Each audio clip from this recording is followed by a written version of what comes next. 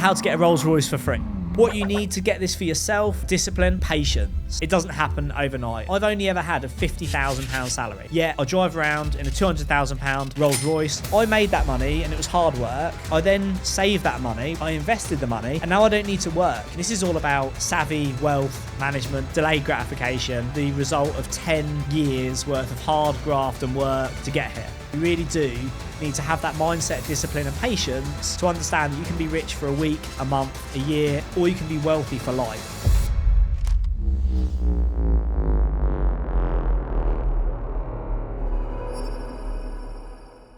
Welcome to another episode of the Blueprint Podcast, formerly the official Property Entrepreneur Podcast. In these podcasts, I'm going to take you through my life's work, which is basically hard, complex topics boiled down into simple to follow blueprints that you can execute in real time. In today's podcast, I'm going to take you through the reality of how I got a £200,000 Rolls Royce for free. And not only that, how you can do the same. And also, if you stay tuned right till the end, how not only did I get a 200k Rolls Royce for free, but also how it made me an extra 200k. You've probably heard these podcasts before, how I got this Ferrari for free, how I got this for free. I'm going to give you the actual inside scoop as to how it worked for me in practice. And it's not necessarily what you're going to think. So the danger of this blueprint here is the danger if you don't use this sort of blueprint and understand the concept of wealth creation, wealth management, and then wealth sustainability is you never actually will get wealthy. And when you're wealthy, you basically can have anything you want for free. You're living off the steam, not the tea. If you're not listening to episode 96, Living Off the Steam, go back and have a listen to that. And that's the concept of really getting wealthy.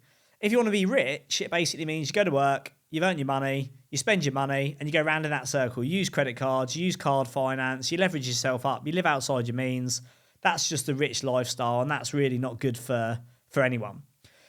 If you understand this, though, you can get genuinely wealthy. Now, it's not going to come overnight. You are going to have to play the long game. You are going to have to use this blueprint. But once you achieve it it took me a decade. You could do it in 3 to 5 years using these blueprints. You can have a £200,000 Rolls Royce for free and anything you want within reason. So a little update from my side. Bought the watch, bought the Rolls Royce. They were part of my Carpe Diem year. If you're not listening to the year of podcast, go back, have a listen to that, where I've talked about my year, and the year of is the chapter of our lives that we live intentionally with this concept of life by design. It's been deal dodgeball, so I've got lots of deals on at the minute.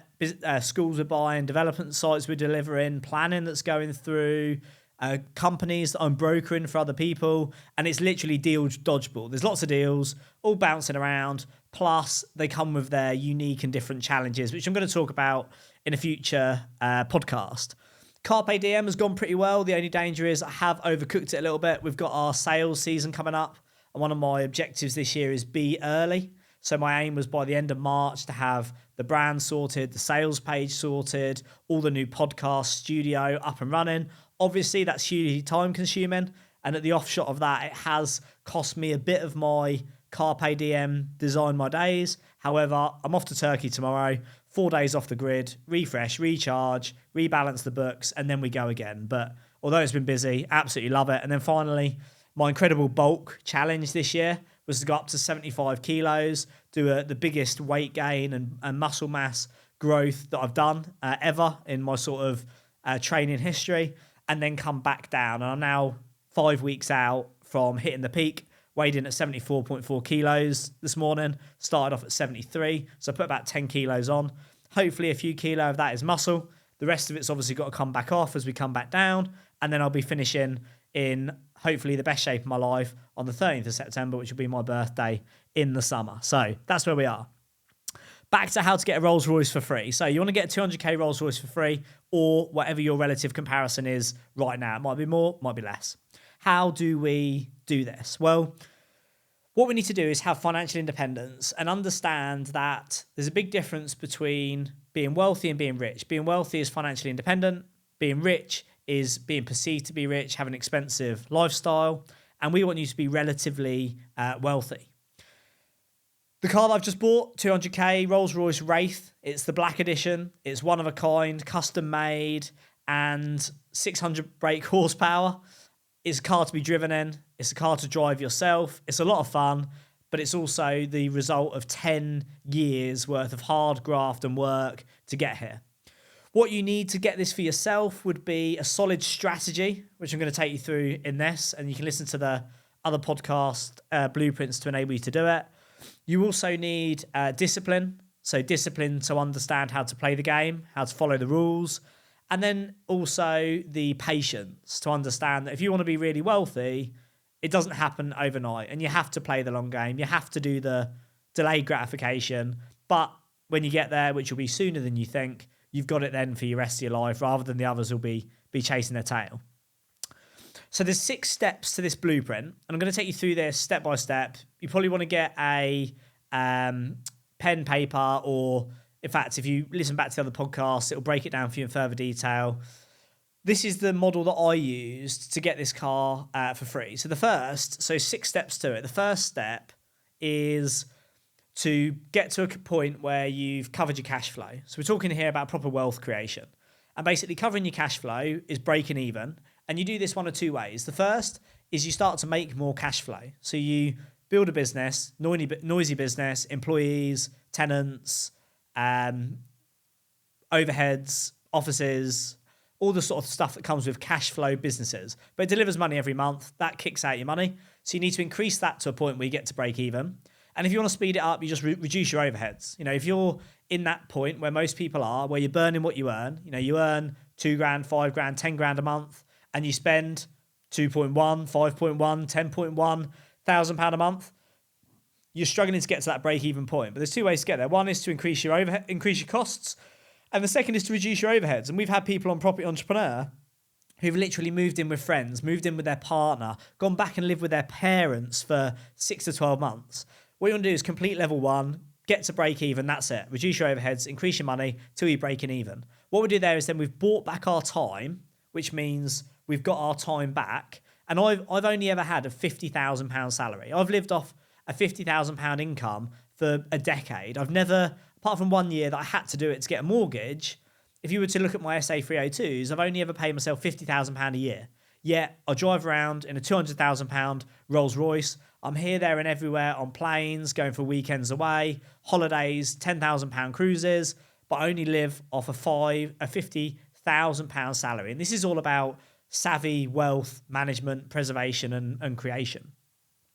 So what you do is when you get to a break-even point, the good thing then is you start to create a surplus. And again, the aim of the game here is to do it as quick as possible. Get to a point where every month, whether you're making 5 grand a month or you're making 50 grand a month, you're creating a surplus. And this is step 2. Get to a point where every month you're saving money. And if you listen to podcast episode 96, Living Off the Steam, the T is the money you earn. You drink what you need to live, and then what's left is the surplus, the tea that's left. And that's step 2. What we want to do is collect that tea, build that tea up. So first month you have £1,000, then second month you have 2 grand. Then you start to get motivated and see it works, and you stop spending money on porn star martinis and bottomless brunches, and then it becomes £1,500 a month. And then you cancel your expensive membership to a gym that you never go to, and then it goes up to £1,800 a month. And you get on there, and then you start to make more money, and then you start to get this wealth creation and preservation motivation to save more surplus. And then that £1,000 a month goes to 5, 10, whatever it goes to. But we save up that surplus, whatever yours is. It will start off in the thousands. It won't be completely unrealistic for you to be getting absolutely into the tens of thousands a month, potentially even to the hundreds of thousands of pounds a month. And those of you who listen were saying this sounds bonkers.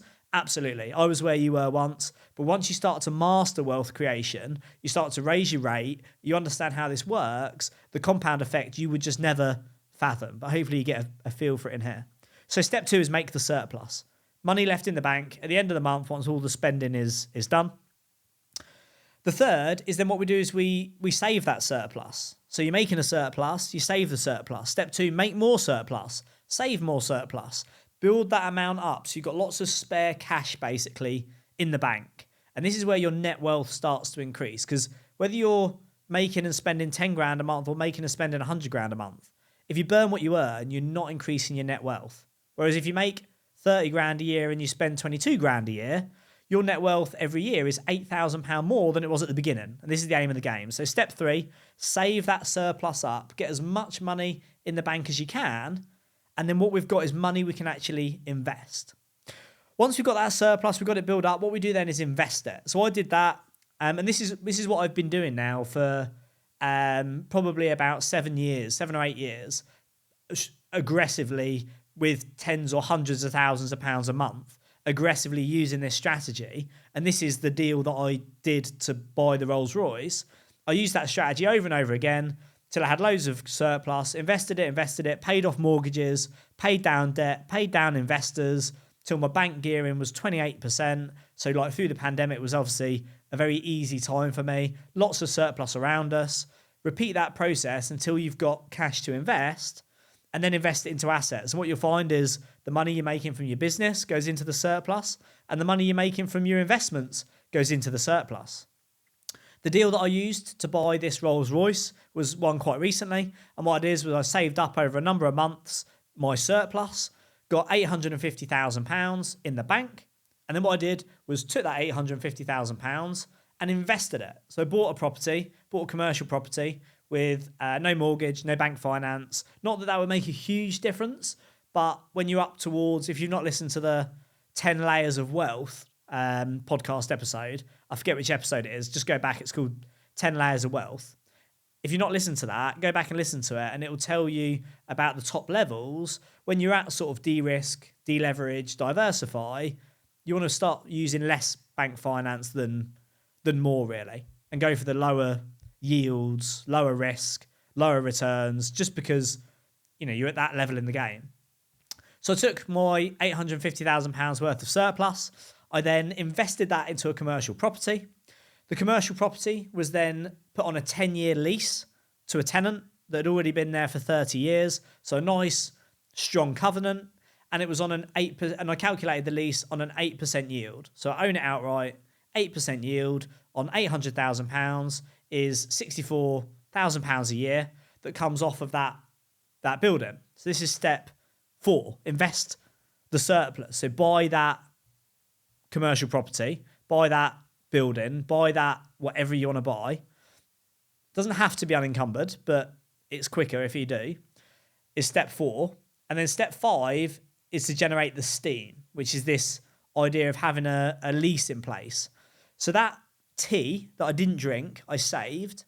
I then put the tea, which is my hard-earned money that I built in the business, made in businesses, doing deals, brokering, selling companies for people, going to work, being a consultant, being a non-exec, my day job, made all that money, drank 50k of it, survived, saved the rest, and then over a number of months, built it up to 850, used that tea to buy another asset, and then that 850k is on a 10-year lease at 8%, which is £68,000 a year. And then that's the steam, because I made that money and it was hard work. I then saved that money, which was my money. I invested the money, and now I don't need to work. I've worked once, invested the tea. That 850k is now generating £68,000 a year in steam. I've worked once, but then I can earn forever because the tea is generating the steam, and I'm living off the steam, not the tea. And this is step 5, is investing enough of your savings to generate enough steam so you can buy the things that you want, because the steam, in theory, depending how you look at it, is living off the interest, is living off the steam, is living off the return. It's not living off the principal. I'm not that 850k I've made. Maybe you sell your house and make 100k. Maybe you inherit £500,000. Maybe you do a deal, a development, and it makes you £1 million. If you start living off the principal, your net wealth is going down. Whereas if you invest that tea and start creating steam and you live off the steam, you're not, it's free money essentially. It's not chipping away at your capital at all. And then, so I did that, and that was bringing in 68k a year. And then step 6 is my budget. So I was like, right, well, that's now making me best part 6k a month coming off the steam, 6k a month. I was saying, well, I don't want to spend all of it, but I'd be happy to spend half of it if I give myself a budget of £3,000 a month to go and get whatever car I want, that is then my budget. And I looked at the cars that I wanted, started off with Mercedes Maybach, then I looked at Bentleys, ended up looking at Rolls Royces. My initial budget was like 100k. That quickly went up to 120, 150, 200.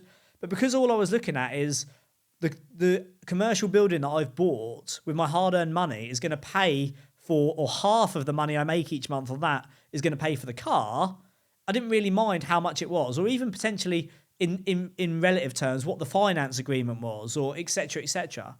Because to me it's free money that I'm getting, £6,000 a month. I'm going to spend half of it on a car, and it's just half of what I would have made. But I've obviously got other assets, lots of steam coming around me, and it's a very small percentage. It's 50% of the steam from that asset.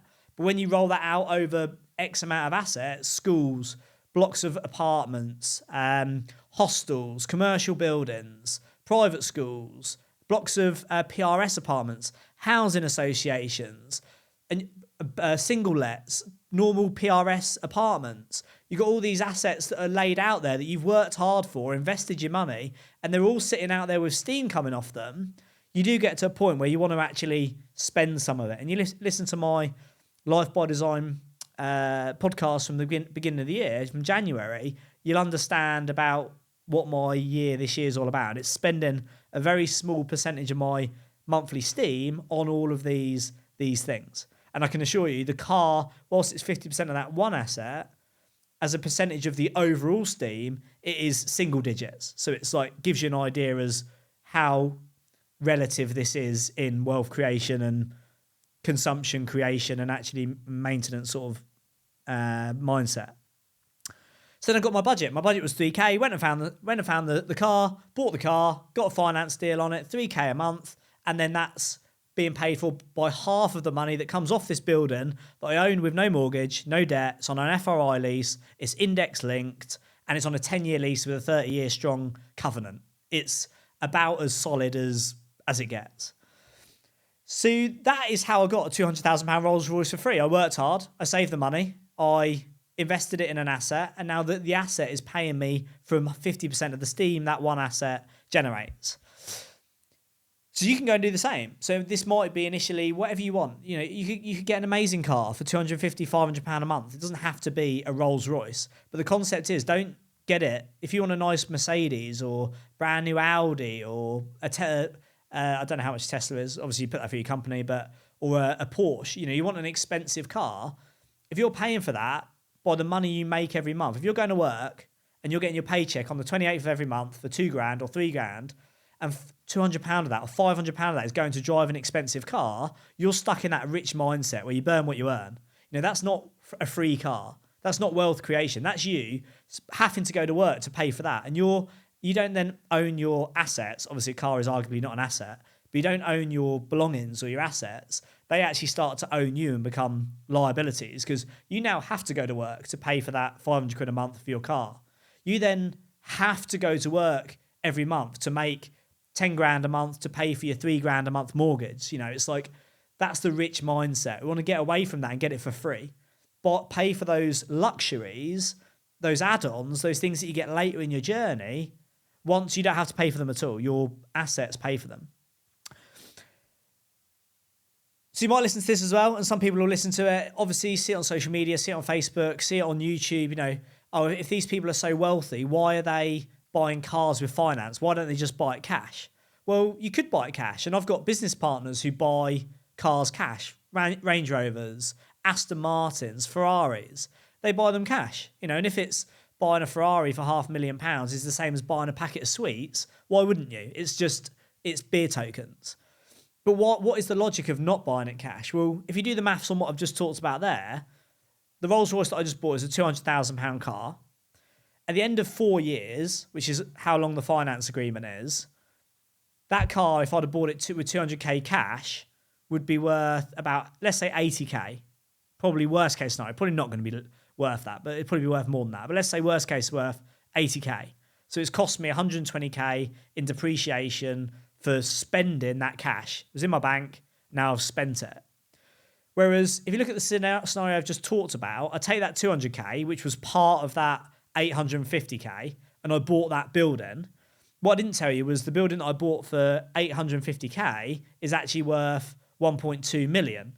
So there's 450k equity in there. So on day one, when I completed, that 850k became worth nearly 50% more because I'd gained an extra 350. I gained an extra £350,000 worth of equity, or 450, because I bought it discounted.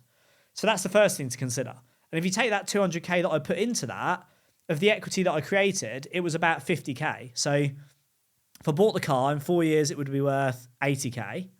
Whereas if I put the 200k into this commercial building, on completion, relative pro rata down, that 200k percentage of equity got an extra 50k. So already it's worth 250k. Plus, that 250k generated 32,000 over the 4 years. Again, relative, not £68,000 a year, but that £200,000 worth that I put in over the 4 years would have generated £32,000 worth of additional cash flow, which is half of the 64 it would have generated if I hadn't have spent half of it.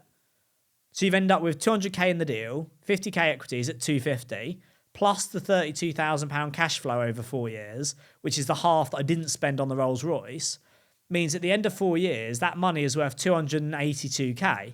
And when you compare that to perhaps the 80k that it would have been worth if I'd have bought it cash, then the difference is actually £200,000. So why drink the tea and buy it cash when I can invest the tea, get an equity gain, get steam off the tea, and then get the cash to pay for it for me, which is a completely different mindset. And only, again, hopefully that makes sense and is clear, but it's all this advanced thinking and concept and strategy around how to manage your wealth and how you get comfortable with perhaps spending some of it.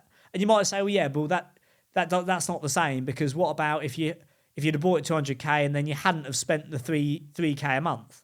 Then, well, yes, over the term I would be 144k better off than the 200k cash, than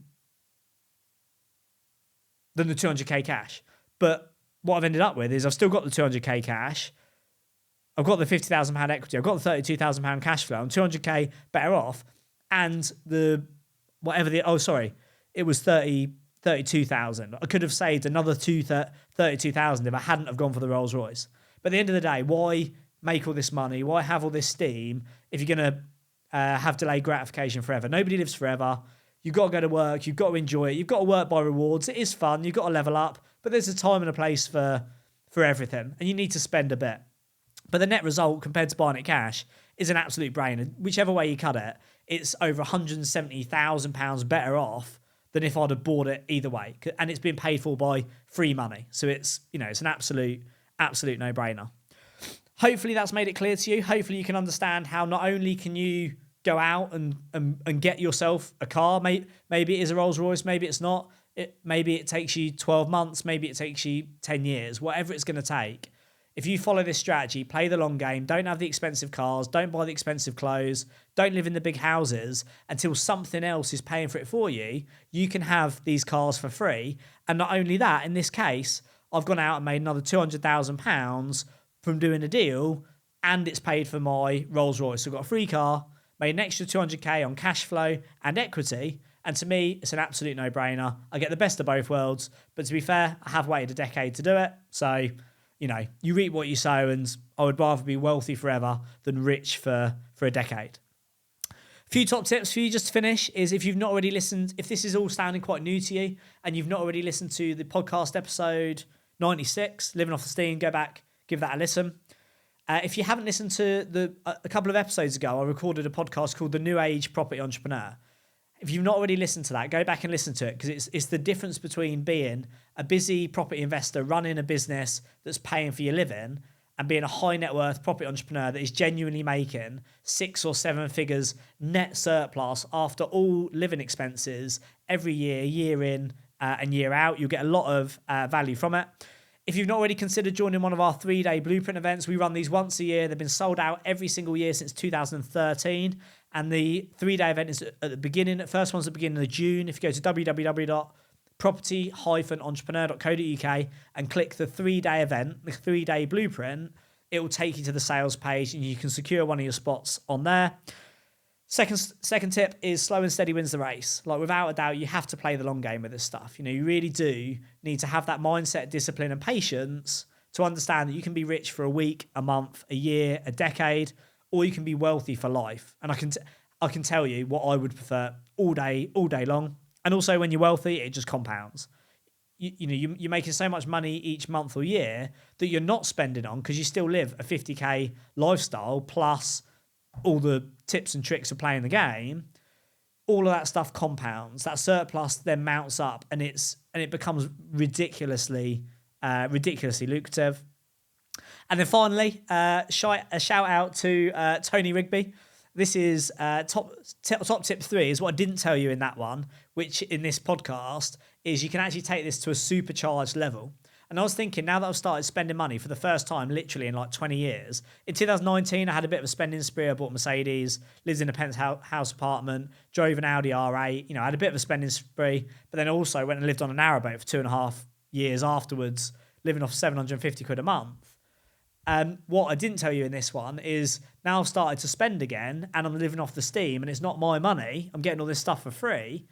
I was like, well, what is my rule? And this is my rule, which Tony Rigby calls like the triple distilled steam, is go to work, make your money, that's the tea, pour it in the teapot, drink your tea, invest the tea into the asset. That produces the steam, which is what I was saying there you could use for the Rolls Royce.